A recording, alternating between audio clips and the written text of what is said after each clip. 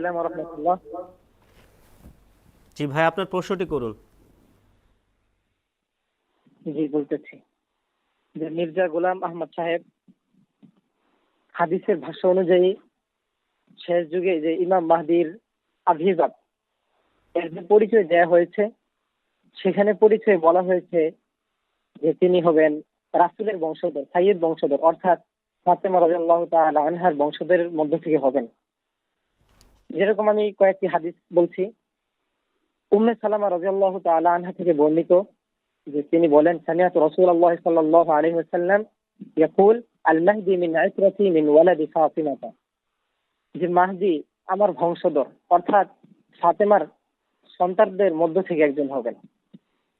এমনই ভাবে আরো হাদিস আছে, আবু সাঈদ খুদরি রাদিয়াল্লাহু তাআলা আনহু থেকে বর্ণিত, তিনি বলেন যে রাসূল সাল্লাল্লাহু আলাইহি ওয়াসাল্লাম বলেছেন, আল মাহদি মিন্না মিন্নি। এটা আবু দাউদের শরীফ, আবু দাউদ, সুনান আবু দাউদের হাদিস। আর আগের যে হাদিসটা বললাম যে উম্মে সালামা রাদিয়াল্লাহু তাআলা আনহা থেকে, সেটা সুনানে আবু দাউদের 4284 নম্বর হাদিস। এখন আমার প্রশ্ন হলো ভাই, যে হাদিসের মাঝে বলা হয়েছে যে ইমাম মাহদী যিনি হবেন, উনি হবেন রাসূল সাল্লাল্লাহু আলাইহি ওয়াসাল্লামের বংশধরের থেকে একজন হবেন। আর মির্জা গোলাম আহমদ সাহেব উনি কিন্তু রাসূলের বংশধরের মধ্যে থেকে নন, তিনি হলেন পারস্য। এখানে আমার প্রশ্ন যে এখানে হাদিসের মধ্যে যে ভাষ্য বলা হয়েছে সেটা ভিন্ন রূপ আমরা দেখতে পাচ্ছি মির্জা গোলাম আহমদ সাহেবের। যে এটা আমার প্রশ্ন। আপনি অনুষ্ঠান দেখতে থাকুন। এই প্রশ্নটি আমি মোহতরম মাওলানা আব্দুল আল খান চৌধুরী সাহেবের কাছে রাখছি যে ফাতেমীয় বংশীয় না, তারপরে তিনি কিভাবে ইমাম মাহদী হলেন। ধন্যবাদ। যারা হাদিস নিয়ে ঘাটাঘাটি করছেন, প্রথমে জেনে রাখেন মাহাদি সংক্রান্ত হাদিস সবগুলো মখদুশ বা আচর খাওয়া। কিসের আচর? দুর্বলতার আচর। কিসের আচর? সন্দেহযুক্ত হবার আচর।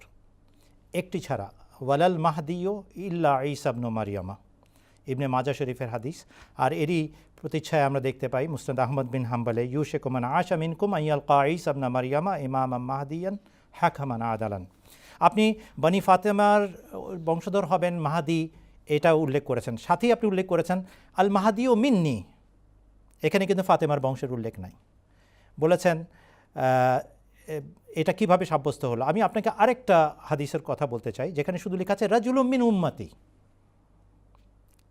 কোনো হাদিসে বলা হচ্ছে আমার উম্মতের একজন সদস্য হবেন, একটা হাদিসে হচ্ছেন আমার প্রিয় পাত্র হবেন, আমার আপনজন হবেন, আরেকটা হচ্ছে বনি ফাতেমার থেকে হবেন।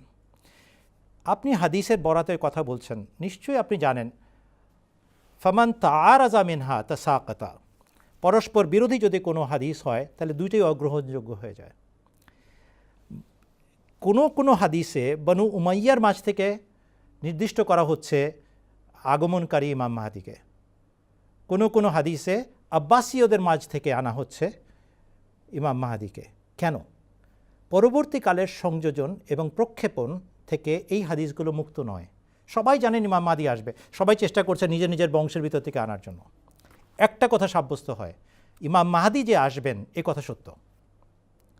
আর এ কথাও সাব্যস্ত হয় হাদিস দ্বারা স্পষ্টভাবে, যিনি মাহদি তিনি ঈসা হবেন। একটু আগে আমি বলেছিলাম প্রত্যেকটাতে আঁচড় লেগে আছে সন্দেহের, এবং সন্দেহযুক্ত হাদিস মাহাদি সংক্রান্ত প্রমাণ বুখারী শরীফে এবং মুসলিম শরীফে কোনো মাহাদি সংক্রান্ত হাদিস নেন নাই ইমাম বুখারী এবং ইমাম মুসলিম। কেন নেন নাই? সহিহানে এই জন্য নেওয়া হয় নাই যে তাদের যে কড়া মানদণ্ড আছে সন্দেহমুক্ত হাদিস নেওয়ার, তাদের মানদণ্ডে সেখানেও যে সন্দেহযুক্ত হাদিস প্রবেশ করবে না এরকম কোনো গ্যারেন্টি নাই, কিন্তু তাদের যে কড়া শর্তে হাদিস সংকলিত হয়েছে সেই কড়া শর্তে মাহাদি সংক্রান্ত কোনো হাদিস প্রবেশ করতে পারে নাই। সেই দুইটাতে প্রমাণিত হলো যে তাদের দৃষ্টিতে প্রচলিত হাদিসগুলো সন্দেহমুক্ত নয়। তাহলে উপায় কি? কিভাবে মাহাদিকে আবিষ্কার করবেন? ওয়ালাল মাহাদিও ইল্লা ঈসা ইবনে মারিয়ামা। মাহাদি সংক্রান্ত পথ রুদ্ধ, কেননা এর মধ্যে সন্দেহমুক্ত হতে পারছি না। কিন্তু একটা পথ খোলা আছে, ঈসা ইবনে মারিয়াম। বের করেন ঈসা ইবনে মারিয়ামকে। আগের ঈসা জীবিত আকাশে সশরীরে গিয়ে থাকলে তিনিই সশরীরে নামবেন। আর তিনি যদি আকাশে সশরীরে জীবিত না গিয়ে থাকেন, ও ভাই মুসলমান, রাসূলুল্লাহ আল্লাহর কসম খেয়ে বলছেন ঈসা ইবনে মারিয়াম আসবেনই আসবেন। তাহলে কে আসবেন?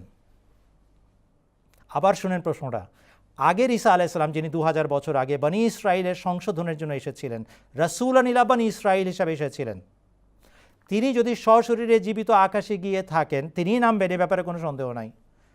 সশরীরে গেছেন, আক্ষরিক অর্থেই নামবেন, নো প্রবলেম। আল্লাহ যদি কুদরতের মালিক হয়ে থাকেন, তিনি যদি বলে দেন, রসুলকে যদি জানিয়ে দেন, আমরা মানতে বাধ্য। কিন্তু যদি বলেন মারা গেছেন, যদি আল্লাহ তাআলা কোরআন দ্বারা সাব্যস্ত করে দেন ঈসা আলাইহিস সালাম মারা গেছেন, সুপ্রিম কোর্ট যদি রায় দিয়ে দেয়, ধর্মজগতের সুপ্রিম কোর্টের যদি সিদ্ধান্ত হয় ঈসা মারা গেছেন, তাহলে যে ঈসার নাম নিয়ে কসম খেয়ে রসুল আকরাম সাল্লাল্লাহু আলাইহি ওয়াসাল্লাম বলছেন যে যার বিষয়ে কারো সন্দেহ নাই, ইমাম মুসলিমেরও সন্দেহ নাই, ইমাম বুখারী রাহমাতুল্লাহ আলাইহিরও সন্দেহ নাই ঈসা ইবনে মারিয়ামের ব্যাপারে, তাহলে কি অর্থ হবে? রূপক ঈসা নামবেন। যেই মুহূর্তে আপনি ঈসার পথ খুঁজে পাচ্ছেন, এই উম্মতের মাঝে ঈসা সদৃশ্য এক ব্যক্তির নাম ঈসা নাম রাখা হয়েছে, তাহলে আপনি পেয়ে গেলেন ইমাম মাহদী আলাইহিস সালাম। আমি আরও সহজ করে বলি, একটি বিন্দুর সংজ্ঞা হচ্ছে যেখানে দুটি সরল রেখা একত্র হয়, এই মিলন ক্ষেত্রের নাম বিন্দু। হয় আপনি ইমাম মাহদীর পথ দিয়ে সেই বিন্দুতে উপনীত হবেন, নয় আপনি ঈসা ইবনে মারিয়ামের পথ ধরে সেখানে উপনীত হবেন। আপনি দেখতে পাচ্ছেন ইমাম মাহদীর পথ রুদ্ধ হয়ে গেছে, এখানে মানে গর্ত করে ফেলেছে সবাই, নিজের নিজের ইমাম মাহদী বানাতে বানাতে অস্থির। বানু আব্বাসীরা মানে আব্বাসী গোত্রের লোকেরা, বানু আব্বাস গোত্রের লোকেরাও বলছে আমাদের, উমাইয়া গোত্রের লোকেরা বলছে আমাদের, সবাই নিজের নিজের ইমাম মাহদী বানায়। আর রয়ে গেল ঈসা ইবনে মারিয়ামের পথ। ঈসা আলাইহিস সালামের পথ খুঁজেন, ঈসা আলাইহিস সালাতু ওয়াস সালাম কে হবেন তাকে বের করেন, দোয়া করেন আল্লাহর কাছে, কোরআনকে জিজ্ঞেস করেন ঈসাকে আগের না পরের, আক্ষরিক না রূপক, আপনি পথ পেয়ে যাবেন। যিনি ঈসা হবেন তিনি মাহদী। অতএব আপনার প্রশ্নের উত্তর হচ্ছে, এত ধরনের হাদিস আছে মাহদী সংক্রান্ত যে এই জাল থেকে আপনি বের হতে পারবেন না যতক্ষণ পর্যন্ত আপনি কোরআনের আশ্রয় না নেন। আর কোরআন বলে দেবে ঈসা ইবনে মারিয়াম মারা গেছে, অতএব পরের ঈসা রূপক ঈসা, এই উম্মতের মাঝে জন্মগ্রহণকারী পূর্ববর্তী ঈসার রূপে রূপান্তরিত, তার গুণে গুণান্বিত, তার মতো দায়িত্ব নিয়ে, তার মতো যুগে, রোগাক্রান্ত যুগে যিনি আসবেন তাকে ঈসা আলাইহিস সালাম বলা হয়েছে। বিধায় রাসূলুল্লাহ সাল্লাল্লাহু আলাইহি ওয়াসাল্লাম হাদিস সরাসরি একটি সিদ্ধান্ত দিয়েছে, ঈসা ইবনে মারিয়ামকে বের করেছো, জেনে রাখো ওয়ালাল মাহদিয়্যু ইল্লা ঈসা ইবনে মারিয়ামা, ঈসা পেয়ে গেছো, মাহদিও পেয়ে গেছো। ধন্যবাদ।